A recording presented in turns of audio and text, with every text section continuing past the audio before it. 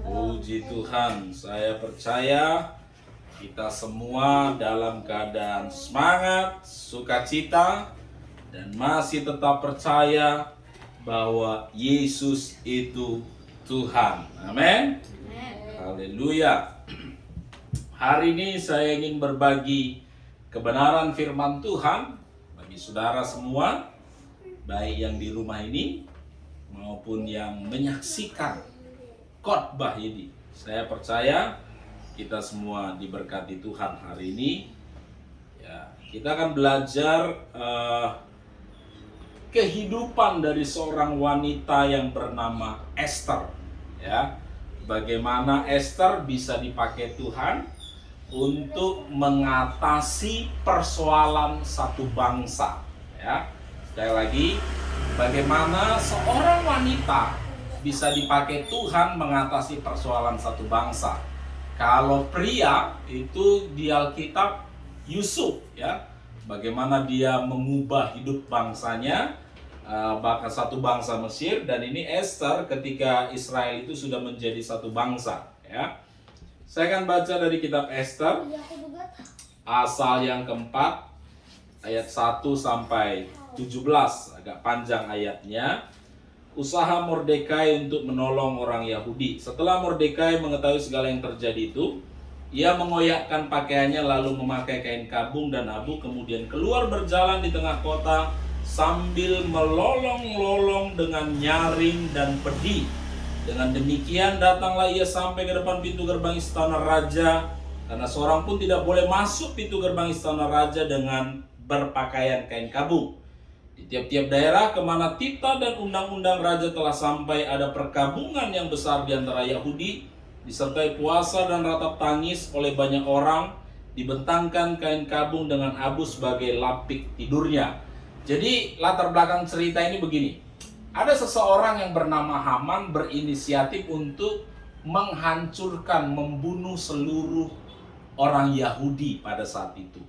Nah, kemudian karena Haman ini orang yang berkuasa, tangan kanannya Raja Ahasiweros pada waktu itu, raja menyetujui apa saja yang dia rancangkan. Jadi dibuatlah satu undang-undang bahwa tahun depan, waktu itu bulan pertama dibuat undang-undang, dan bulan ke-12-nya nanti menurut titah itu seluruh bangsa Yahudi harus dibinasakan.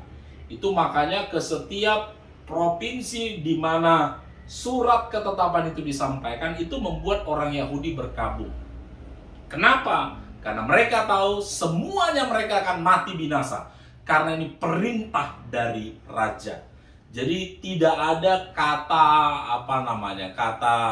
keselamatan lagi, yang ada kematian. Jadi yang dihadapi Yahudi pada saat itu, mereka semua akan mati binasa. Jadi ada berita yang sangat menakutkan, berita yang sangat mengerikan, sehingga mereka berkabung, menangis, karena tinggal menunggu waktu bangsa itu akan binasa. Oleh karena itu, Mordekai juga melakukan yang sama di depan istana raja. Ayat 4 bilang, ketika dayang-dayang dan sida-sida Esther memberitakan hal itu kepadanya, maka risau hati ratu, lalu dikirimnya pakaian supaya dipakai kepada Mordekai, supaya ditanggalkan kain kabungnya daripadanya, tetapi tidak diterimanya. Jadi nggak boleh datang ke istana raja itu dengan pakaian kabung. Jadi Esther suruh, ini pakaikan ke Mordekai. Kalau enggak, nanti dia matinya lebih cepat. Gitu. Esther itu siapa? Esther itu keponakan daripada Mordekai. Ya. Ayat 5, maka Esther memanggil Hatta dan seterusnya dan seterusnya, ya. Saya lompat ke ayat yang ke-10. Akan tetapi Esther menyuruh Hatta memberitahukan kepada Mordekai, semua pegawai raja serta penduduk daerah kerajaan mengetahui bahwa laki-laki atau perempuan yang menghadap raja di pelataran dengan tiada dipanggil, hanya berlaku satu undang-undang, yaitu hukuman mati. Hanya orang yang kepadanya raja mengulurkan tongkat emas, dia yang akan hidup, gitu ya. Dan aku selama 30 hari tidak dipanggil menghadap raja. Ketika disampaikan itu, perkataan Esther itu kepada Mordekai, 13 bilang, maka Mordekai menyuruh menyampaikan jawab ini kepada Esther.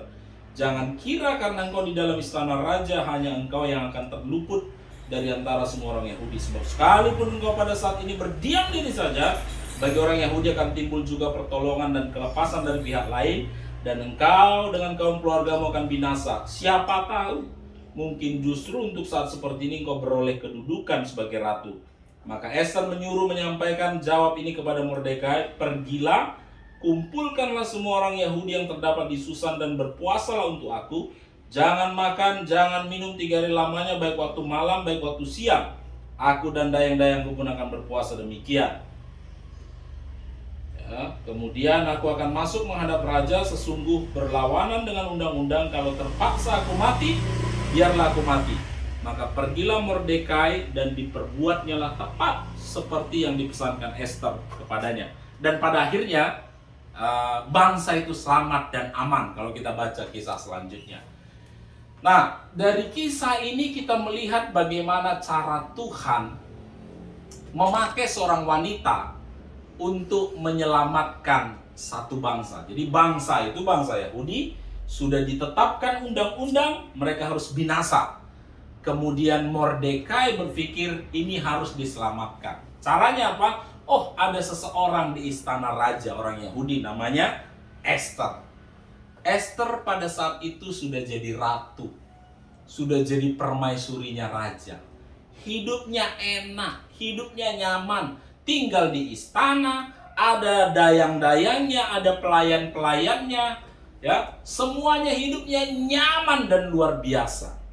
Tetapi yang menarik, Bapak Ibu, ketika bicara tentang keselamatan satu bangsa, ya, tadi Ester berkata bahwa orang kalau menghadap raja tidak dipanggil, maka yang berlaku hukuman mati. Tapi at the end, Ester bilang, kalaupun aku harus mati, biarlah aku mati. Jadi, apa yang dilakukan Ester untuk menyelamatkan bangsanya? Yang pertama yang dilakukan Ester adalah memiliki belas kasihan. Orang yang memiliki belas kasihan seperti Ester, rasa iba, rasa peduli, itu yang disebut dengan belas kasihan. Orang yang berbelas kasihan, cirinya apa? Dia akan meninggalkan tempat amannya, tempat nyamannya. Saudara, kita tahu Yesus, anak Allah, tinggalnya di sorga. Nyaman gak sorga? Oh, sangat nyaman.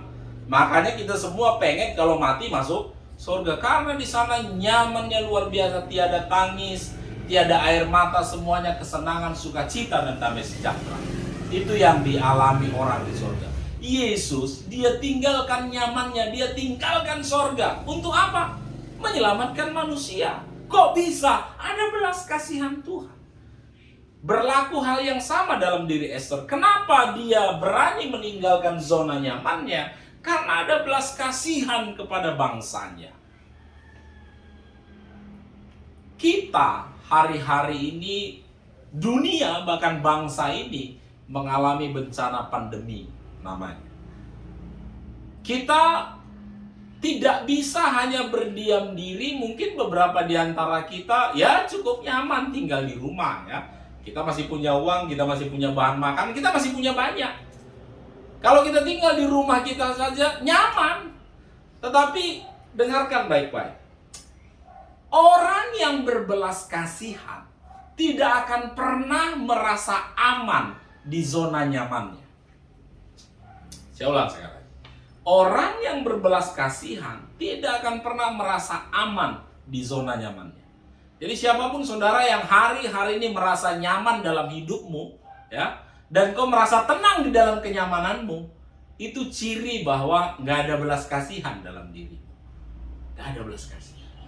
Kadang-kadang beberapa orang bingung lihat kita, karena di situasi seperti ini kita senang pergi ke sana kemari, bertemu dengan orang, membantu orang, menolong orang. Orang tanya ke saya, nggak takut? Saya hanya berpikir begini, belas kasihanku jauh lebih besar daripada rasa takut. Orang yang punya belas kasihan Tuhan tidak akan pernah tenang di dalam kenyamanannya. Apakah saya bisa tenang tinggal di rumah aja? Bisa. Makan cukup, semua cukup, aman, nggak ada yang kurang. Tetapi nggak tenang. Ya, tiap hari saya pasti keluar Keluarnya kadang-kadang cari persoalan, mana yang perlu diatasi, mana yang perlu ditolong, mana yang perlu dibantu. Karena apa? Orang yang berbelas kasihan tidak akan pernah nyaman, bahkan di area yang paling aman sekalipun. Karena apa? Di luar area nyamannya dia melihat ada ketidaknyamanan di sana.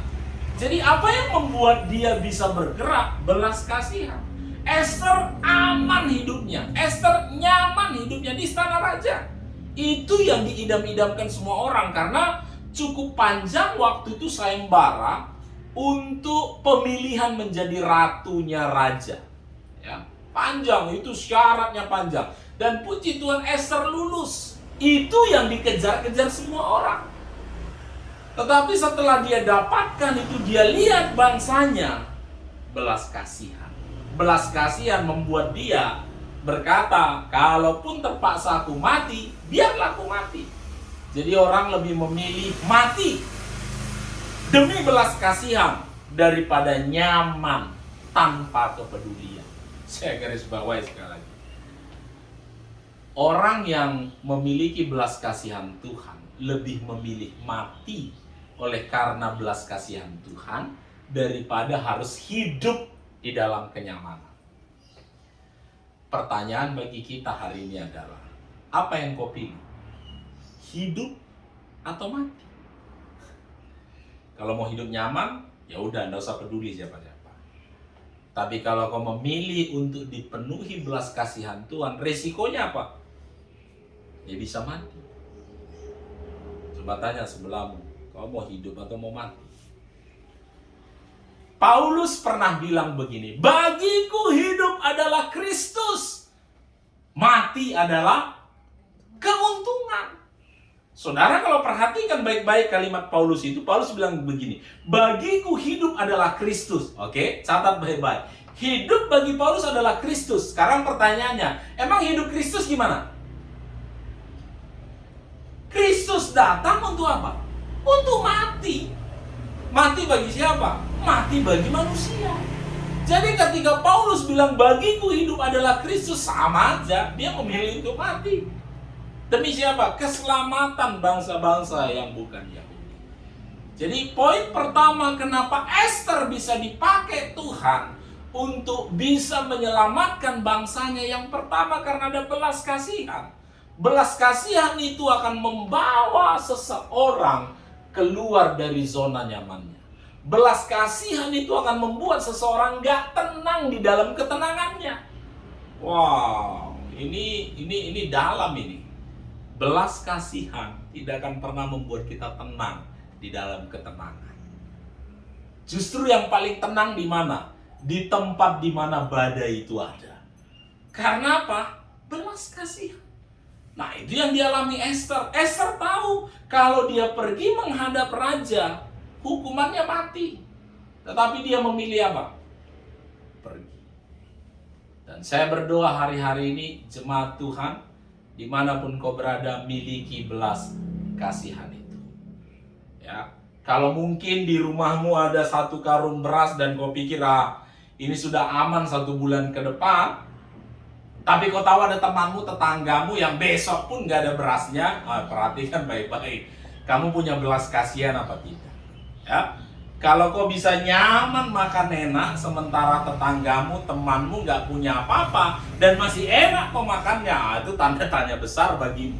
Ada nggak belas kasihan Tuhan di dalamnya?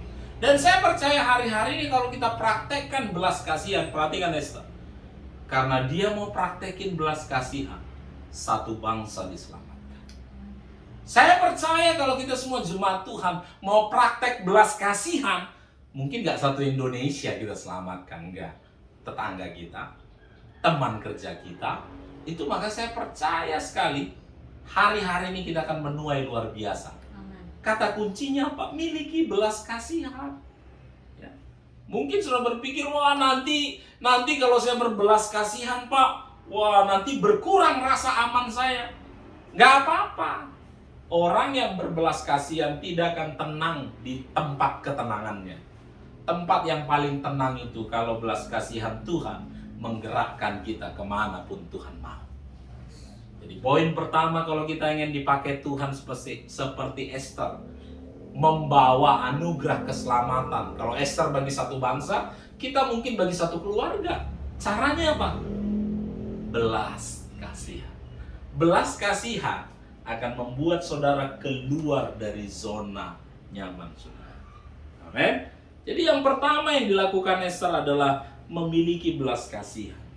Nah, yang kedua ya, saudara perhatikan, ini kata Mordekai kepada Esther ya, ayat 14. Sebab sekalipun engkau pada saat ini berdiam diri saja, bagi orang Yahudi akan timbul juga pertolongan dan kelepasan dari pihak lain, dan engkau dengan kaum keluargamu akan binasa. Siapa tahu, mungkin justru untuk saat yang seperti ini engkau beroleh kedudukan sebagai ratu. Jadi kira-kira Mordekai bilang begini, Esther, siapa tahu memang Tuhan taruh kamu menjadi ratu di situ untuk tujuan ini, menyelamatkan bangsamu ini. Jadi poin yang kedua adalah Esther memahami posisinya adalah sebuah misi. Ya, dalam bahasa Inggris bilang begini, your position is for a mission. Jadi ketika Tuhan taruh kita dalam sebuah posisi, itu nggak asal-asalan, itu nggak sembarangan, dan itu nggak kebetulan. Kalau Tuhan tempatkan kita di sebuah posisi, saya percaya seperti Esther, karena Tuhan pengen kita mengerjakan sebuah misi, sebuah pekerjaan besar yang daripada Tuhan. Daud ditempatkan Tuhan sebagai posisi gembala, ya, menggembalakan kambing domba, menghajar singa, beruang dan sebagainya untuk sebuah misi. For purpose-nya, for a mission. Karena Tuhan tahu ntar lagi nih orang akan ketemu raksasa. Ya. Jadi karena dia sudah punya pengalaman dalam sebuah posisi gembala, ya, dia lihat Goliat, dia bilang, oh mirip kayak beruang sama singa, dihajar. Jadi dimanapun saudara hari ini ditempatkan Tuhan, ada misi Tuhan yang luar biasa di situ. Esther ditaruh Tuhan menjadi ratu untuk sebuah misi. Misinya apa?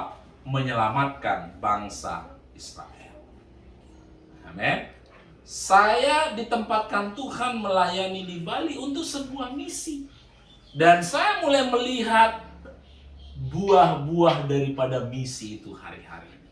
Dan siapapun saudara jemaat Tuhan, saya percaya di posisimu hari ini, Tuhan punya sebuah misi bagimu. Your position is for a mission. Posisimu ditaruh Tuhan di situ untuk sebuah pekerjaan yang luar biasa. Mungkin ada seorang ibu rumah tangga bilang, posisi saya apa Pak? Saya hanya seorang ibu yang membesarkan satu atau mungkin dua orang anak.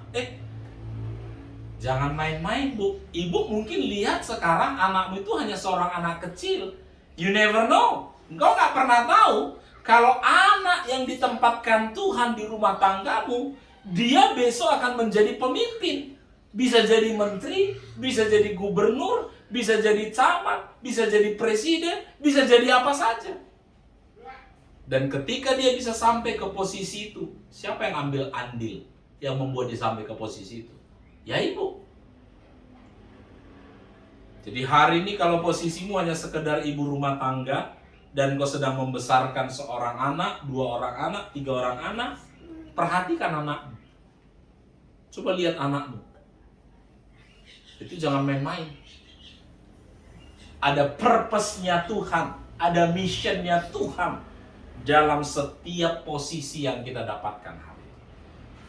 Mungkin saudara hanya seorang pedagang di pasar, dan kau berpikir, misi apa? Ketika Tuhan tempat, karena ada orang yang berpikir begini, aduh, saya jadi anak Tuhan kok kerjanya di pasar ya. Oh, jangan main-main. Bisa jadi Tuhan tempatkan kau di situ untuk sebuah misi yang luar biasa. You never know. Engkau gak akan pernah tahu. Engkau gak akan pernah tahu. Engkau bisa buka matamu dan tanya hati nuranimu, tanya Tuhan, Tuhan apa misimu bagiku ketika kau kasih aku posisi di tempat ini. Ketika kau buka matamu, kau akan melihat. Bisa jadi. Bisa jadi, dan saya yakin dengan pasti Tuhan tempatkan kau di dalam posisi pekerjaan apapun hari ini yang kau punya untuk sebuah misi. Mungkin bukan satu bangsa, bisa jadi untuk satu keluarga. Bisa jadi untuk satu keluarga. Dan dari satu keluarga itu, satu bangsa bisa dimenangkan. Saya ingat cerita seorang misionaris yang puluhan tahun berada di pedalaman Afrika, ya. Dia akhirnya merasa kecewa karena puluhan tahun nggak bisa memenangkan banyak orang. Yang dimenangkan apa? Cuman satu orang, anak sekolah minggu. Itu pun anak sekolah minggu, anak-anak maksud saya ya. Hanya satu anak-anak yang dengar firman Tuhan dari keluarga misionaris ini. Dia ditolak. Jadi nggak boleh tinggal di desa itu, agak jauh di luar desa. Jadi waktu itu ada seorang anak kecil yang kerjanya jual telur ayam ke keluarga itu. Jadi anak inilah yang jadi teman bicara puluhan tahun. Akhirnya dia kecewa, dia tinggalkan pelayanan. Puluhan tahun kemudian terjadi berita yang menggemparkan bahwa satu suku itu dimenangkan, Afrika dimenangkan, dan ada seorang pemimpin muda yang memimpin gereja ratusan ribu orang. Ketika ditelusuri, pemimpin muda itu adalah anak kecil yang antar telur tiap hari ke rumah misionaris. Dia cuma menangkan satu orang, anak-anak lagi. Tetapi jangan salah, satu anak itu dipakai Tuhan memenangkan begitu banyak ratusan ribu orang di Afrika. Dimanapun posisimu hari ini ditempatkan Tuhan, Tuhan punya misi yang luar biasa. Kalau hari ini hanya seorang pedagang, atau apapun posisimu, apapun pekerjaanmu hari ini, ya, bersyukur kalau kau ditempatkan Tuhan jadi salah satu pemimpin di pemerintahan. Jadi jangan berpikir bahwa oke, aku sudah nyaman, aku sudah tenang. Enggak. Tuhan punya misi bagi kita. Apa yang harus saya kerjakan? Karena posisi itu punya sebuah tugas misi yang daripada Tuhan. Dan kalau engkau bisa tangkap ini, kau bisa buka matamu, kau lihat sekelilingmu, ternyata ada banyak orang yang bisa memenangkan. Tadi malam kami punya kesaksian yang luar biasa. Ada teman, ada tetangga yang datang bukan orang percaya dan akhirnya cerita tentang hidupnya. Kita bisa berbagi tentang kebenaran-kebenaran firman Tuhan. Dan saya berpikir begini, oh ternyata ada juga tujuan-tujuan ilahi Tuhan buat. Kenapa kami harus ada di sini, ada di rumah. Mungkin ada saudara yang berpikir, Pak, posisi saya sekarang nggak enak, susah, banyak persoalan, banyak penderitaan. Gak apa-apa, karena enak tak enak, posisimu tetap untuk sebuah tugas misi yang Tuhan sedang kerjakan.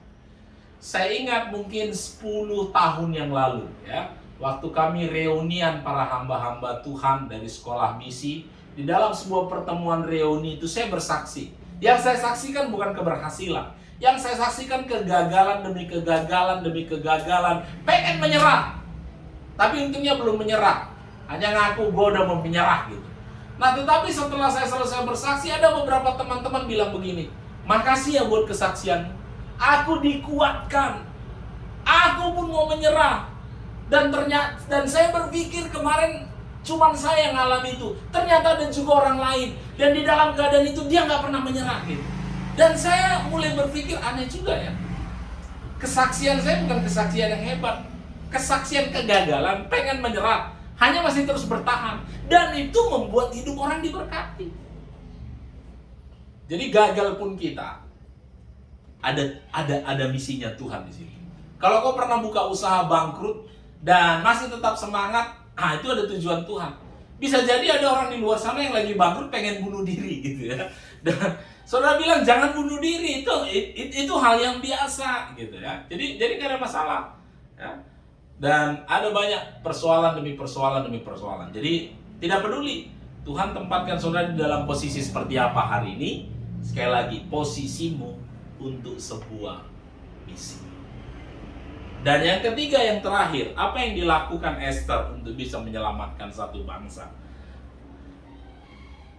Ini hal yang sangat, saya percaya ini yang saya temukan kemarin waktu baca kisah Esther ini, dan ini sangat berlawanan dengan apa yang terjadi hari-hari.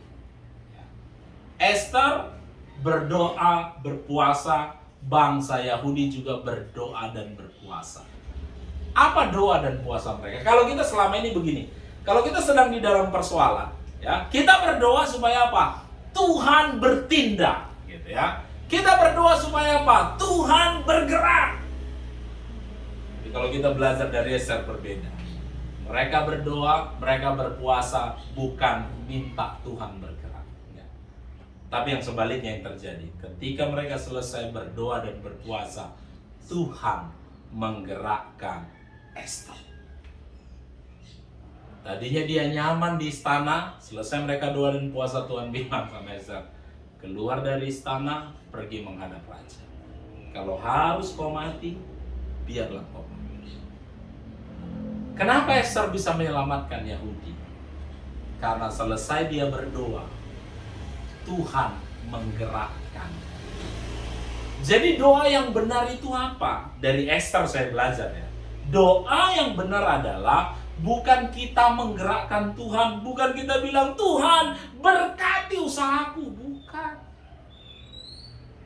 Selesai kita berdoa, harusnya yang kita minta sama Tuhan apa? Tuhan ajari aku, gerakkan aku, apa yang harus aku kerjakan supaya usahaku berhasil. Apa yang harus kulakukan supaya pelayananku berhasil? Apa yang harus kukerjakan supaya keuanganku berubah? Jadi nggak berdoa supaya tuh saudara menggerakkan Tuhan dan tiba-tiba kau buka pintu, ada amplop di depan pintu. Nggak begitu. Mungkin tahun 50, tahun 60-an begitu. Ya, hari-hari ini cara Tuhan apa? Ketika kita berdoa, ya, ketika Ester dan bangsa itu berdoa, mereka nggak menggerakkan Tuhan, enggak. Tuhan menggerakkan mereka. Hari ini terjadi pandemi di bangsa ini sudah 1,5 tahun, bukan cuma di bangsa ini, di dunia ini. Ya, udah terlalu banyak orang yang berdoa untuk menggerakkan Tuhan menghentikan pandemi. Tapi hari ini sebagai hamba Tuhan saya hanya mau bilang kepada kita, selesai kau berdoa setiap hari, pertanyaanmu sama Tuhan adalah, Tuhan gerakkan aku. Apa yang harus ku kerjakan? Apa yang harus ku buat? Karena doa yang benar adalah bukan menggerakkan Tuhan, tetapi Tuhan menggerakkan kita. Selesai kau berdoa hari ini, selesai kau beribadah hari ini, pertanyaan besar saya adalah, mungkin kita nggak mau mengubah kota ini, pulau ini, tapi at least ada satu keluarga, ada satu orang yang hidupnya bisa berubah kita buat. Caranya apa? Bukan kita bilang Tuhan jamah hatinya, enggak. Saya percaya hari ini Tuhan akan ngomong ke kita, kau pergi buat sesuatu untuk dia, tolong dia. Perbuatan kita itu akan mengubah hati orang ini. Jadi doa yang benar bukan kita menggerakkan Tuhan, tapi Tuhan menggerakkan kita. Dan yang hebat adalah Ester taat. Nah, ketika Ester taat, digerakkan Tuhan, dia pergi menghadap Ahasiweros. Kemudian ketika Ahasiweros melihat Ester, hatinya tergerak oleh belas kasihan, diulurkan tongkat emasnya. Selamatlah Ester. Nah, dari situ cerita berlanjut. Pada akhirnya bangsa itu selamat. Bangsa itu merasakan aman sentosa yang luar biasa. Dan Mordekai pun diangkat Tuhan jadi pemimpin pada saat itu. Jadi kata kuncinya apa? Kita mau digerakkan oleh Tuhan. Pertanyaan besar saya bagi kita semua yang hadir hari ini, bagi kita yang mendengar kebenaran firman Tuhan ini, pertanyaan besar saya adalah, apa yang Tuhan gerakkan bagi di masa-masa sukar ini, di masa-masa sulit ini, di tengah-tengah pandemi ini? Berhenti untuk menggerakkan Tuhan untuk intervensi persoalanmu. Hari ini yang Tuhan mau adalah, boleh nggak aku gerakkan kamu untuk buat sesuatu? Karena ada orang yang lagi perlu, ada orang yang lagi butuh butuh encourage, butuh dorongan, butuh doamu. Ya, Ester bergerak atau Ester digerakkan Tuhan bukan bicara materi, enggak. Ya, dirinya yang bergerak, dirinya yang jadi tumbal, yang jadi korban. Jadi ketika saya bicara Tuhan menggerakkan saudara buat sesuatu, itu nggak harus materi. Ya, Bisa jadi ada temanmu yang hari-hari sedang di dalam ketakutan, kegusaran bagaimana hari depan. Mungkin kau digerakkan Tuhan, kau hadir ke sana, datang, engkau kehadiranmu, perkataanmu membuat dia nyaman, kau doakan dia, dan setelah itu dia dalam damai sejahtera. Gak harus bicara materi, kehadiranmu. Saya mengerti hari-hari ini kita disuruh jaga jarak, kita disuruh jangan ini, jangan itu, dan sebagainya. Ya. Dan saya tahu itu banyak menghantam orang. Karena banyak orang sedang merasa kesepian, kesendirian, tidak dipedulikan hari-hari ini. Karena apa? Semua berjarak. Tapi saya berdoa hari ini engkau bisa meninggalkan zona nyamanmu. Engkau lebih nyaman memang, lebih aman kalau di rumah aja. Engkau lebih aman. Karena gitu kau keluar, semua berita ahli bilang kemungkinanmu terkontaminasi luar biasa. Saudara, waktu Yesus terima mandat dari Bapa turun ke bumi, Yesus tahu nggak dia akan terkontaminasi? Tahu. Gitu turun dia ke bumi, Yesus tahu dia akan terkontaminasi dosa manusia. Dia akan tanggung semua dosa manusia. Tapi apakah dia turun? Ya. Dia turun. Dia tanggung semua dosa itu. Virus dosa itu masuk ke dia. Dan dia harus bayar di kayu salib. Hari ini dibutuhkan surat-surat Kristus yang hidup dan yang kelihatan. Engkau aman di rumah, betul. Tapi di luar sana banyak orang yang menangis. Banyak butuh uluran tangan. Bukan selalu materi. Bisa jadi kehadiranmu itu yang mereka butuhkan. Dan saya melihat ya dalam pengalaman hidup saya ketika hadir ke rumah-rumah orang ya, mereka udah ngerasa ini seperti Tuhan yang hadir. Saya nggak perlu ngomong apa-apa, kehadiran saya sudah membuat mereka semangat, sukacita, dan percaya Tuhan masih ada. Kehadiranmu dibutuhkan orang lain, walaupun itu beresiko. Esther beresiko nggak pergi ketemu raja, resiko, bisa mati dia. Tapi apa yang dilakukan Esther? Dia tetap pergi. Pilihan ada di tangan saudara.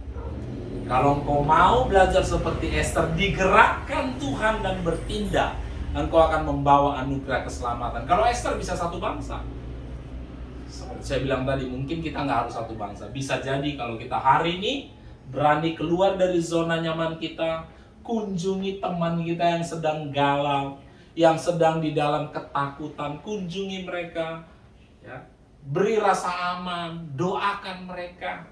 Bisa jadi kehadiranmu itu menyelamatkan satu keluarga itu. Pilihan ada di tangan kita. Nah, kalau kita mau belajar dari Esther, kita bisa belajar melakukan seperti Esther.